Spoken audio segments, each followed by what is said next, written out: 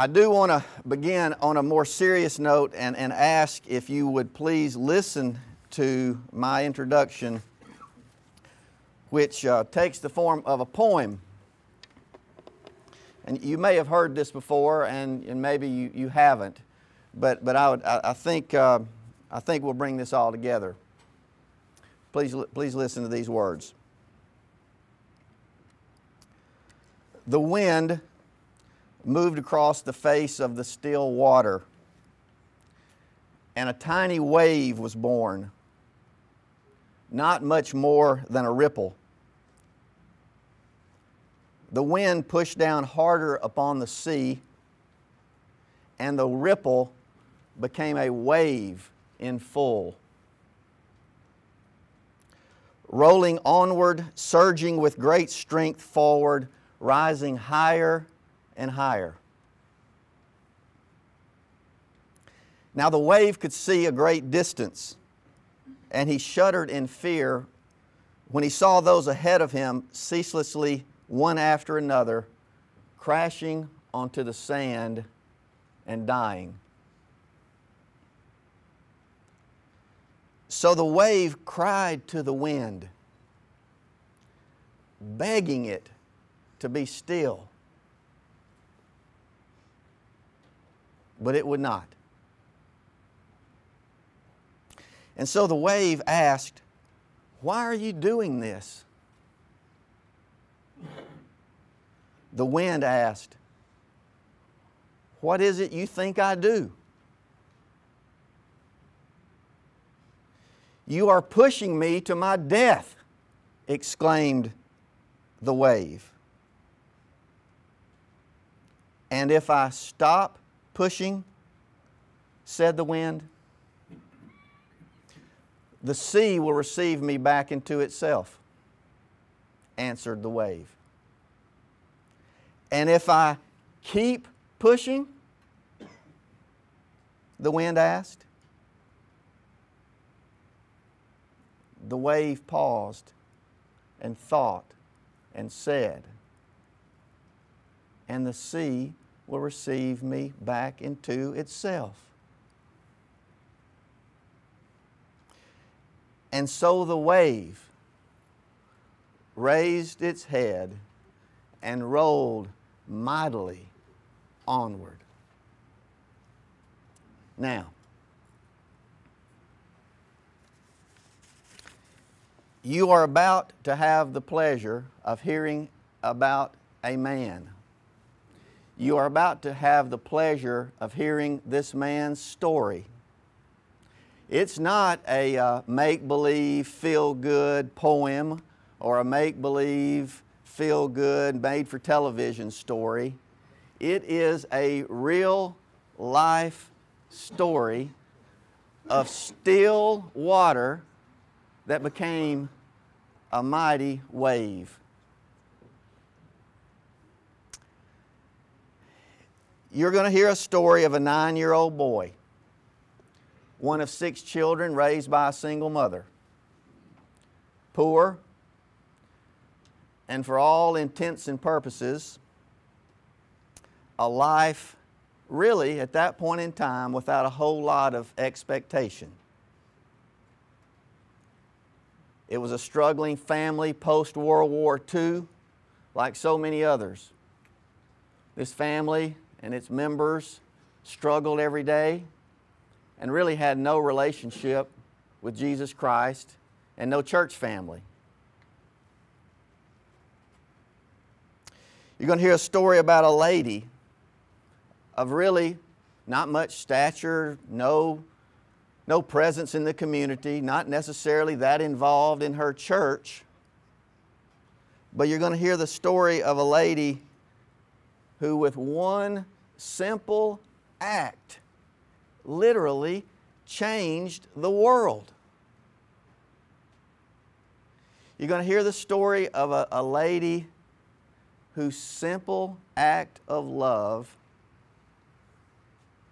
was asking a little boy to go to Sunday school. You're going to hear the story of a God who can use will use and does use common, everyday folks to introduce someone else to Jesus Christ. You see, this little boy was the still water. The wind was God's hand upon this lady, and she created a ripple. She created a ripple by simply asking this little boy to go to church on a Sunday morning. He didn't have anything else to do, so he gladly went. But boy, when he did, what happened? This little boy felt chosen. He felt special. He felt love. And a whole new world that he never knew was out there was open right before his very eyes.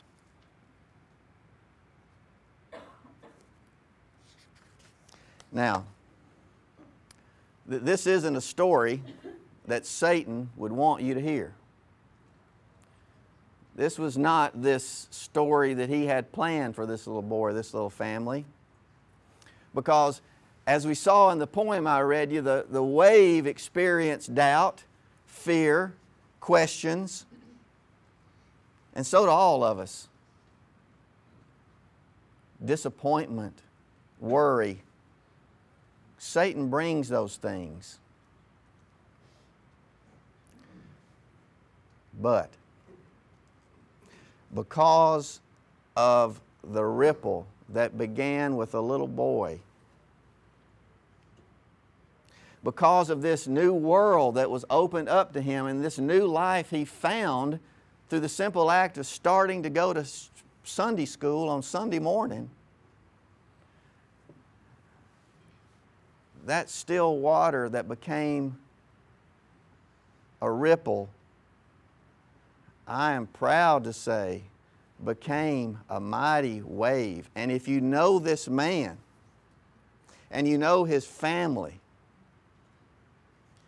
you know that in the words of that poem I just read you, this wave has continued to roll mightily forward.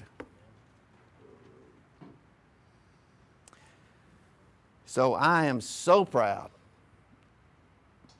to let Mr. Jack Coker, this 9-year-old boy, this little still water turned mighty wave. I am so proud to let him tell you his story that he has entitled An Old Man's Story.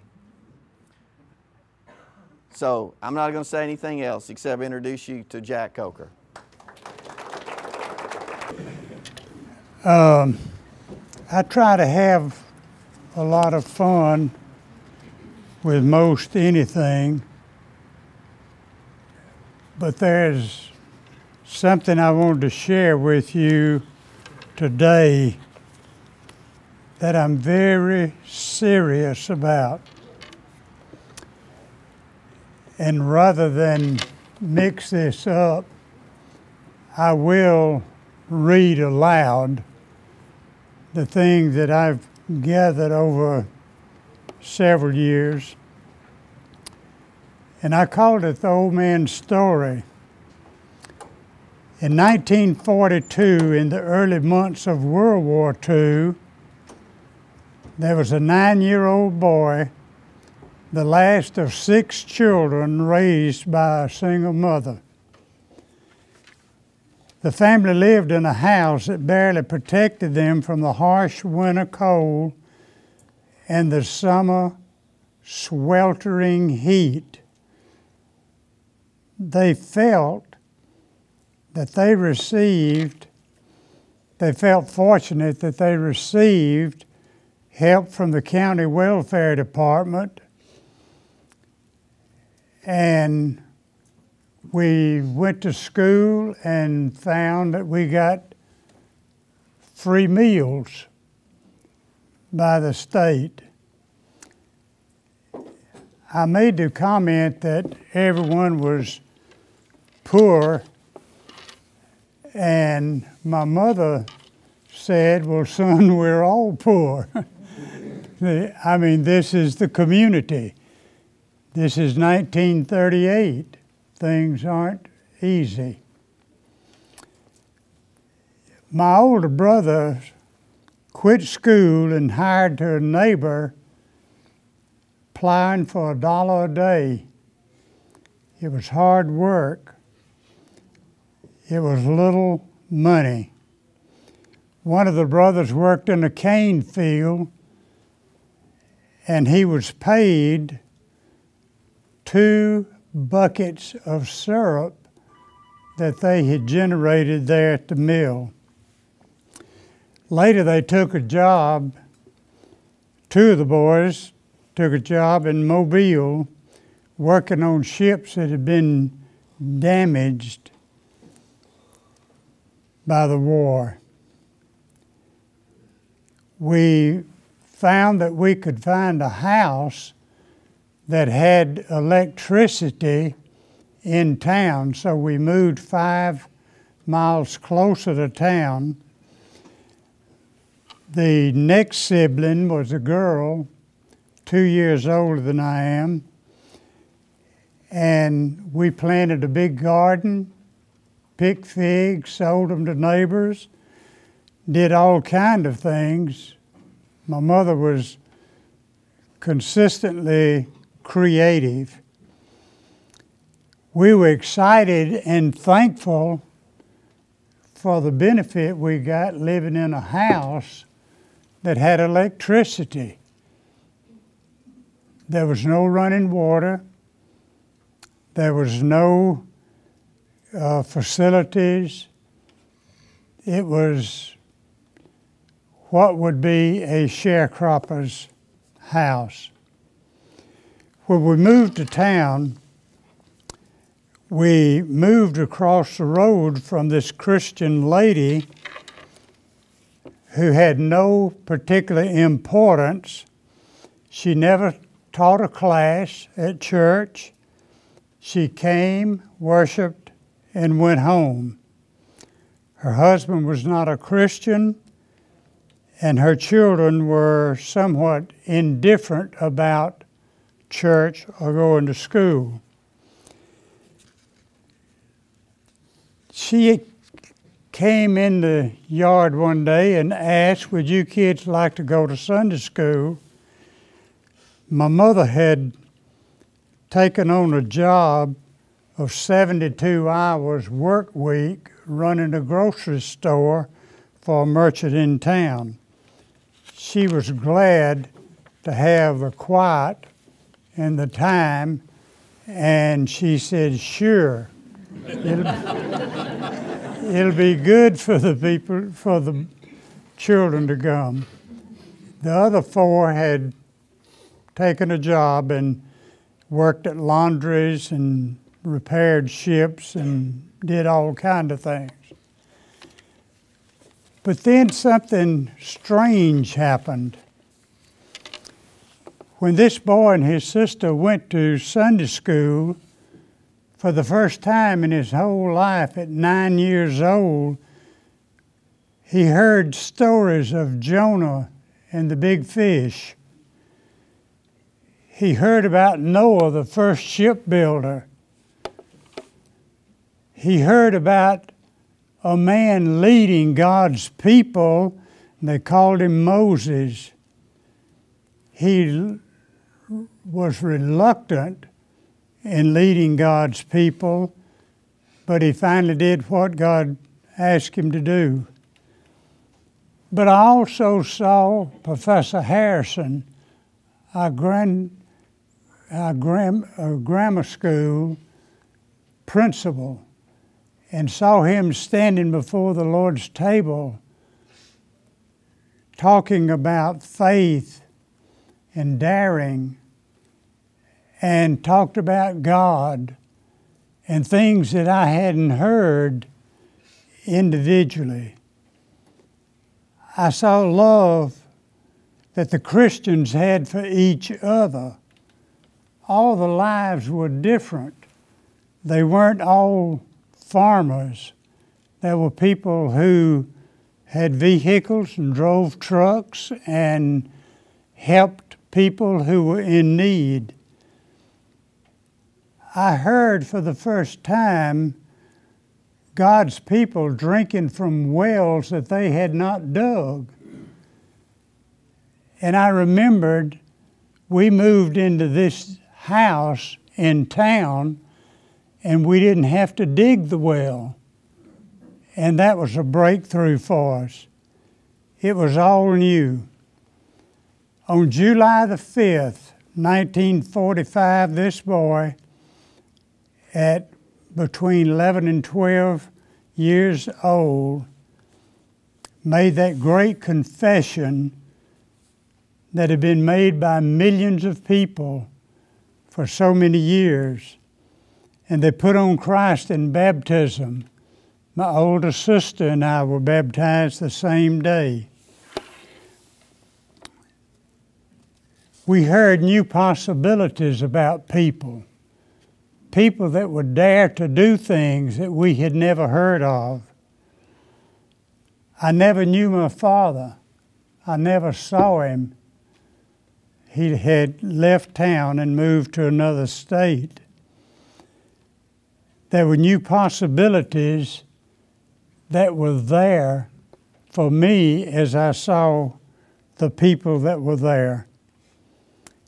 My sister married and had 6 children. We both like children. And her children have been leaders in the church and elders and teachers and people because of that one small church in Fort Deposit, Alabama. Then we woke up one day and found that Satan decided he wanted to go to work. He asked me silently. First, he indicted me by saying, "You can't do this. What are you doing? What are you trying to do and make a difference? No one in town knows you. You're a sharecropper from out of town. Your family is not good. Nobody knows them." And as we got to school and began to have friends, we found out that people did know us and did play a little ball, poorly, but with a lot of joy and happiness. What happened to this boy? Where did he go? What did he do? Who is this boy? In 1951, about halfway from the time his moving to town, and from 1933 to 1951, I was given by a public person a full scholarship to the university. I never paid any money. Room, board, tuition, everything was paid for. I went in the Army when I disrupted my education. I met Bernie, and that was the end of the looking because, by the way, Bernie was the one that took care of the 10 or 12 foster teenage girls who literally were throwaway people. And Bernie had the skills that I didn't have, and we were married and finished my education, and we had 3 daughters of our own. And then when Brenda was 16 years old, she became a part of our family. Over 58 years of marriage, these children, our own, especially our own, and the others that we help tend to, they were blessings from God. and people would say, "How do you do it?" And I was a little chicken. I said, "Well, ask Bernie. I don't know." All I see is the powder puffs and the other stuff that's in the house. As time moved on, I learned to teach school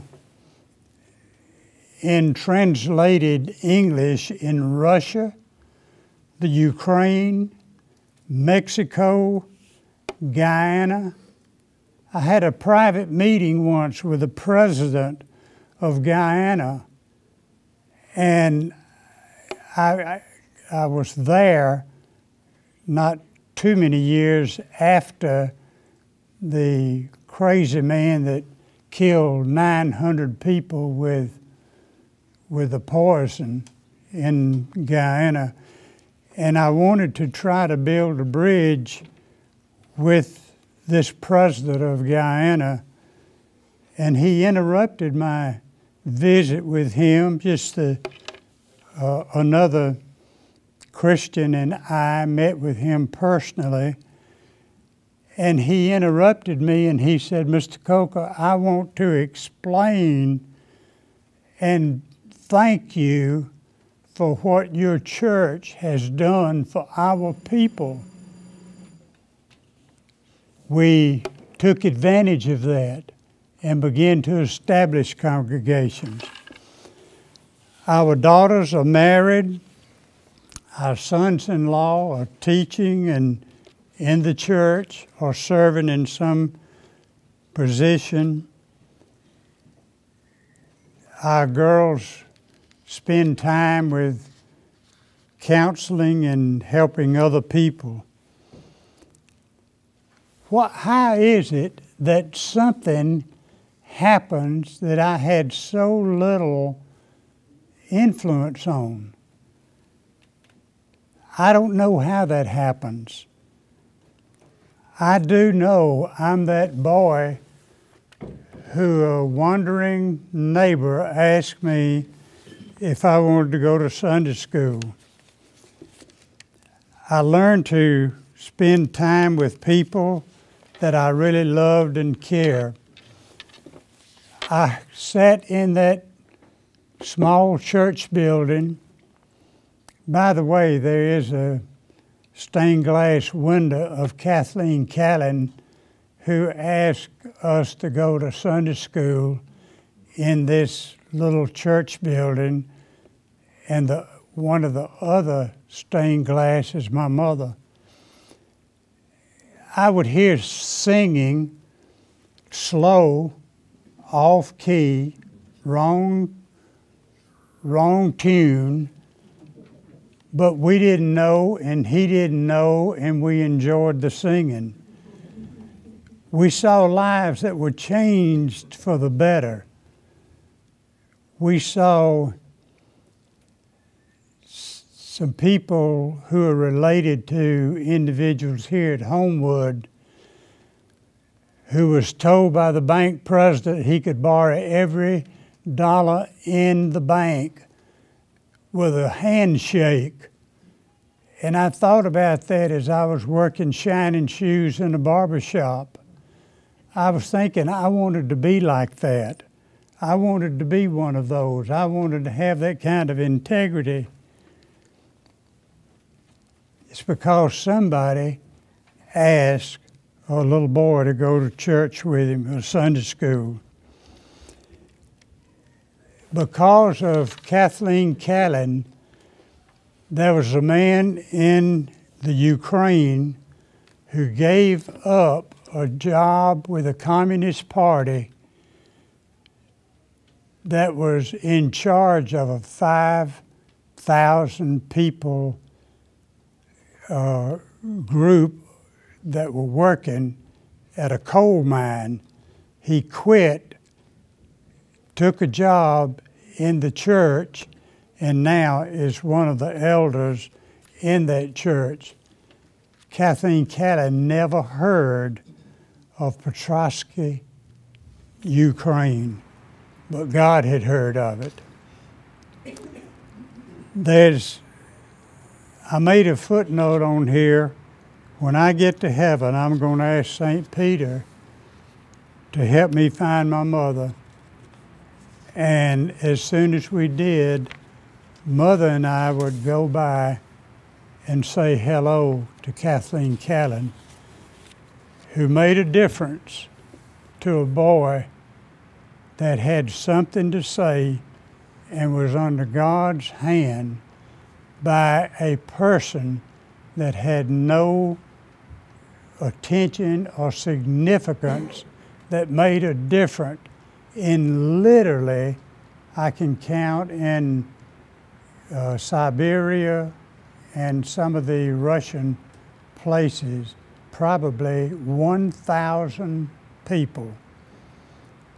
And I want us to think about together, I beseech you, brethren and sisters, do not be conformed in this world, but be transformed into the likeness of God's Son, Jesus Christ.